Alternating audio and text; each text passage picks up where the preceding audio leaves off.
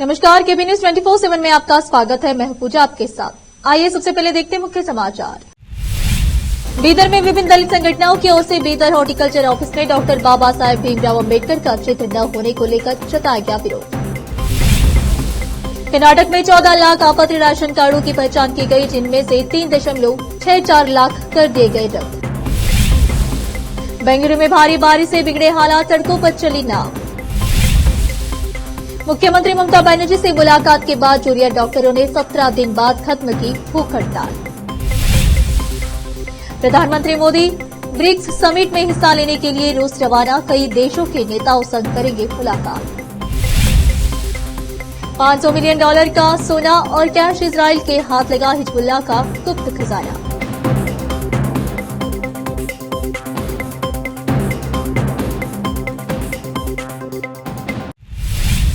अब समाचार विस्तार से। बीदर में भीम आर्मी, कर्नाटक प्रजाशक्ति और अन्य दलित संगठनों के पदाधिकारियों और सदस्यों ने बीदर के अम्बेडकर सर्कल के समीप स्थित हॉर्टिकल्चर ऑफिस में संविधान निर्माता डॉक्टर बाबा साहेब भीमराव अम्बेडकर और किसी अन्य महापुरुषों के चित्र न होने को लेकर विरोध जताया है और हॉर्टिकल्चर ऑफिस पहुंचकर फौरी डॉक्टर बाबा साहेब भीमराव अम्बेडकर का चित्र लगाने की मांग की। इस अवसर पर भीम आर्मी के जिला अध्यक्ष अमरीश कुद्रे, कर्नाटक प्रजाशक्ति के जिला अध्यक्ष साई शिंदे, इनके अलावा जगन्नाथ गायकवाड़, आकाश कुद्रे, निहाल चटनालकर के अलावा विभिन्न दलित संगठनों के लोग उपस्थित थे। इस अवसर पर भीम आर्मी के जिला अध्यक्ष अमरीश कुद्रे और कर्नाटक प्रजाशक्ति के जिला अध्यक्ष साई शिंदे ने केपी न्यूज से बात की। केपी न्यूज के लिए कैमरामैन महेश टिग्गे का कवरेज। खाद्य और नागरिक आपूर्ति मंत्री के.एच. मुनियप्पा ने सोमवार को कहा कि उनके विभाग ने लगभग 14 लाख आपात्र राशन कार्डों की पहचान की है। एक बयान के मुताबिक अधिकारियों ने 13.87 लाख अयोग्य कार्ड की पहचान की है, जिनमें से 3.64 लाख रद्द कर दिए गए हैं। इसमें से सरकारी कर्मचारियों के लिए 2,964 कार्ड हटा दिए गए हैं।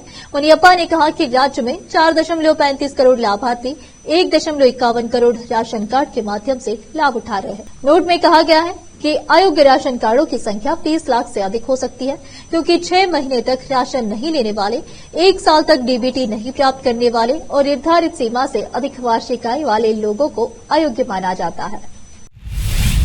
भारत की सिलिकॉन वैली बेंगलुरु की सड़कों पर नाव चल रही है। दरअसल बीती रात हुई भारी बारिश के चलते शहर भर में जलभराव की स्थिति बन गई है। कई सड़कें जलभराव की वजह से बंद है और लोगों को सुरक्षित निकालने के लिए प्रशासन ने सड़कों पर नौकाएं उतार दी है।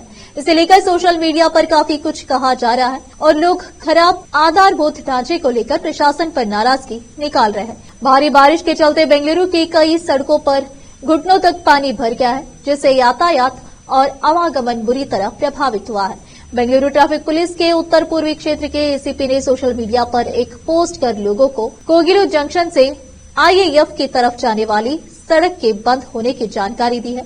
उन्होंने कहा कि जलभराव के चलते सड़क बंद है और वहां राहत और बचाव कार्य चल रहा है।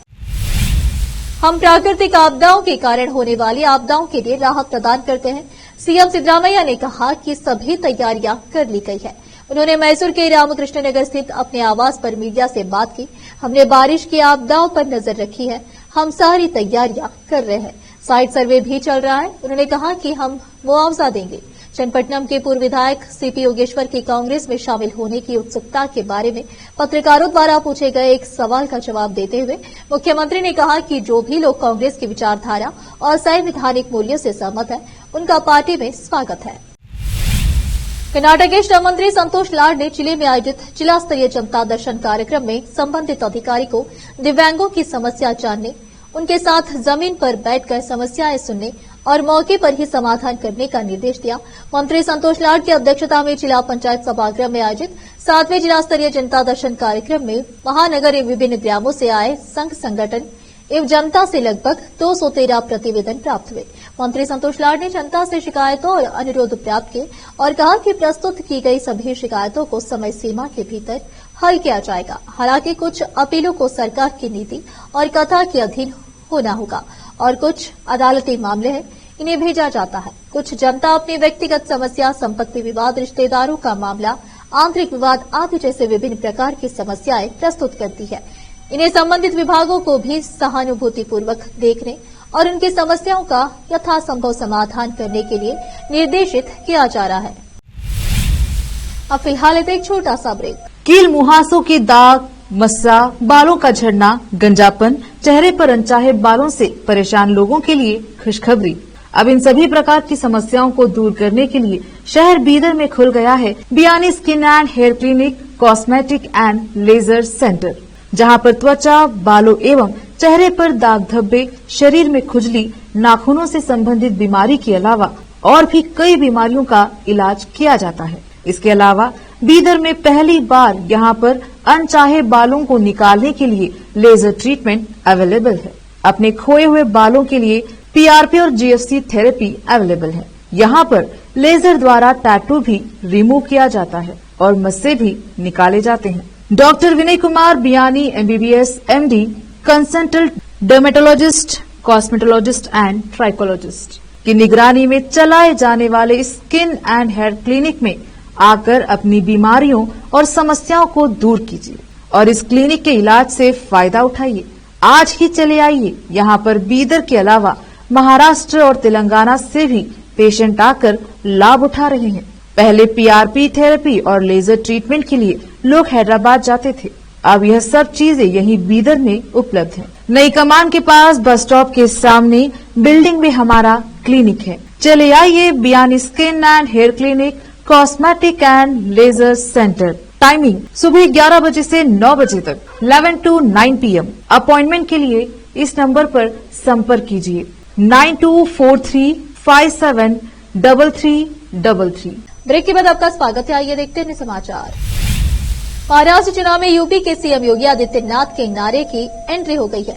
मुंबई के विभिन्न इलाकों जैसे अंधेरी, ईस्ट वेस्टर्न एक्सप्रेस हाईवे और बांद्रा में योगी के पोस्टर और होर्डिंग्स लगाए गए हैं।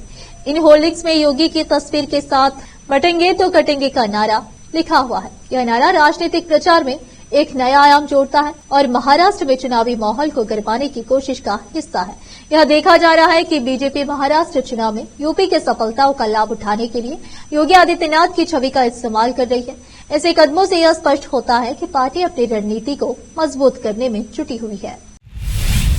महाराष्ट्र के पूर्व गृह मंत्री अनिल देशमुख ने मंगलवार को कहा कि वह जल्द ही अपनी एक किताब लेकर आएंगे, जिसमें उन्हें झूठे आरोपों में फंसाकर उनके खिलाफ की गई साजिश का ब्यौरा होगा और उन लोगों को बेनकाब किया जाएगा जिन्होंने पिछली एमवीए सरकार को हटाने के लिए काम किया था।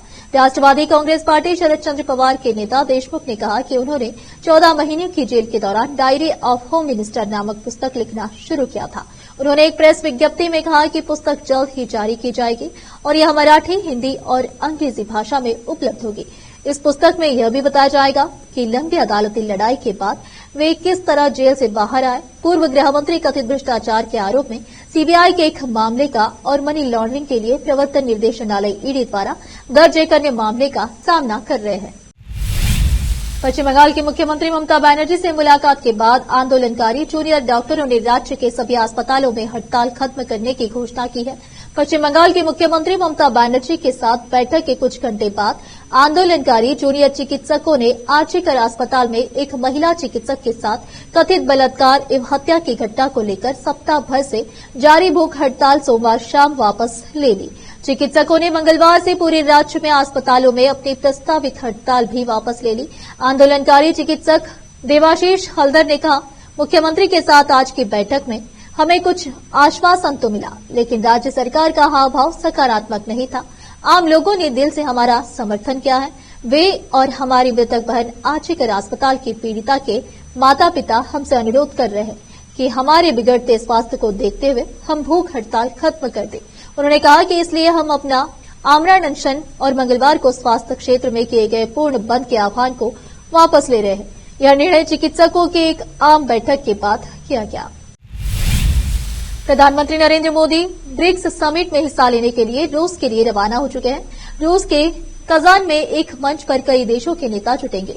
ब्रिक्स समिट के दौरान पीएम मोदी की रूसी राष्ट्रपति व्लादिमीर पुतिन समेत कई नेताओं के साथ द्विपक्षीय वार्ता भी होगी। पीएम मोदी 16वें ब्रिक्स शिखर सम्मेलन में हिस्सा लेने के लिए 2 दिन के दौरे पर रहेंगे। इस बार के ब्रिक्स सम्मेलन में आर्थिक सहयोग, जलवायु परिवर्तन और अंतर्राष्ट्रीय सुरक्षा जैसी वैश्विक चुनौतियों से निपटने पर जोर होगा। इस दौरान पीएम मोदी ब्रिक्स सदस्य देशों के नेताओं के साथ द्विपक्षीय बैठक भी करेंगे।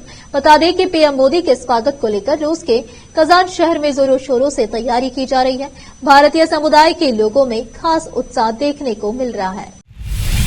तमिलनाडु के मुख्यमंत्री एम.के. स्टालिन ने सोमवार को कहा कि लोकसभा परिसीमन प्रक्रिया से कई दंपतियों के 16 तरह की संपत्ति बच्चों की तमिल कहावत की ओर वापस लौटने की उम्मीद बढ़ सकती है, लेकिन नतीजे जो भी हो, लोगों को अपने बच्चों को तमिल नाम देना चाहिए। हिंदू धार्मिक मामलों के विभाग के तत्वावधान में आयोजित एक समारोह में 31 जोड़ों की शादी संपन्न कराने के बाद मुख्यमंत्री ने कहा, संसदीय परिसीमन प्रक्रिया से दंपतियों को अधिक बच्चे पैदा करने और छोटा परिवार का विचार छोड़ने के लिए प्रोत्साहन मिल सकता है, लेकिन परिणाम जो भी हो, लोग अपने बच्चों को तमिल नाम दें। स्टालिन ने कहा कि उस आशीर्वाद का मतलब 16 बच्चे पैदा करना नहीं है, लेकिन अब ऐसी स्थिति पैदा हो गई है जहां लोगों को लगता है कि अब उन्हें सचमुच 16 बच्चे पैदा करने चाहिए, न कि एक छोटा और खुशहाल परिवार रखना चाहिए।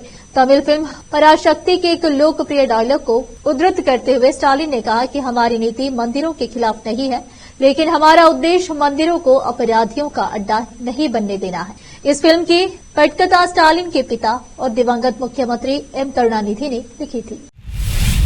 अब फिलहाल एक और छोटा सा ब्रेक।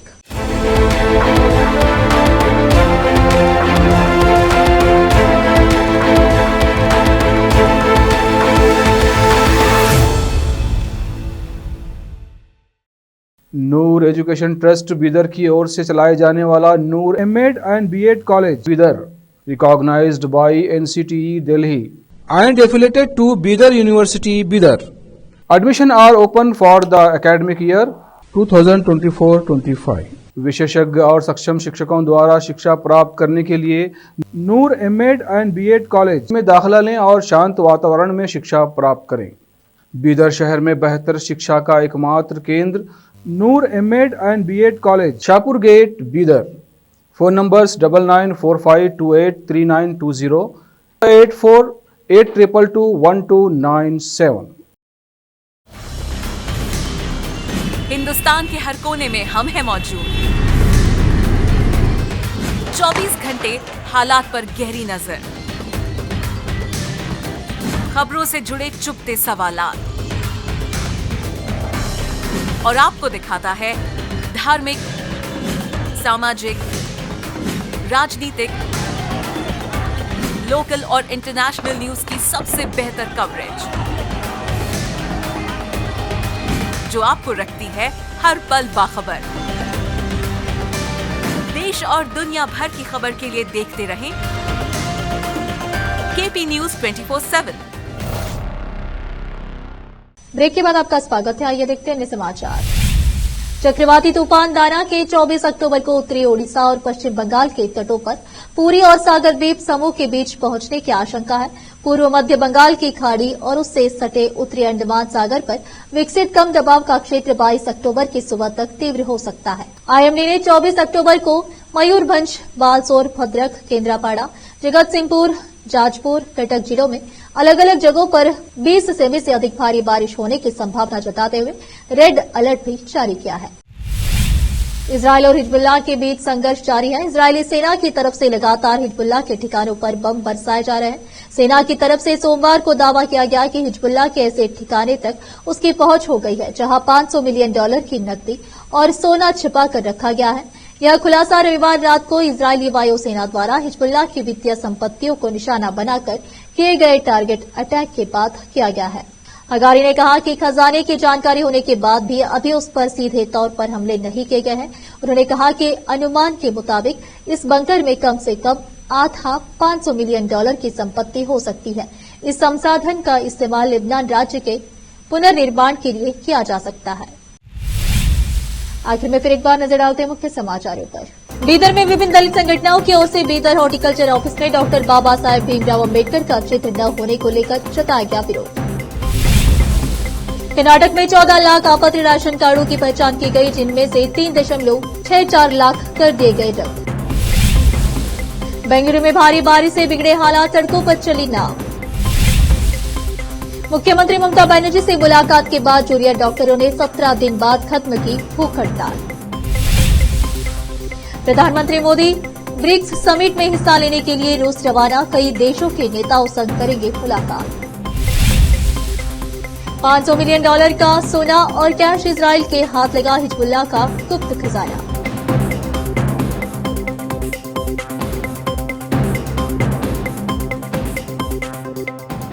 केपी न्यूज में इस वक्त के लिए इतना ही। देश प्रदेश के समाचारों के लिए देखते रहिए आपका अपना चैनल केपी न्यूज 24/7। धन्यवाद।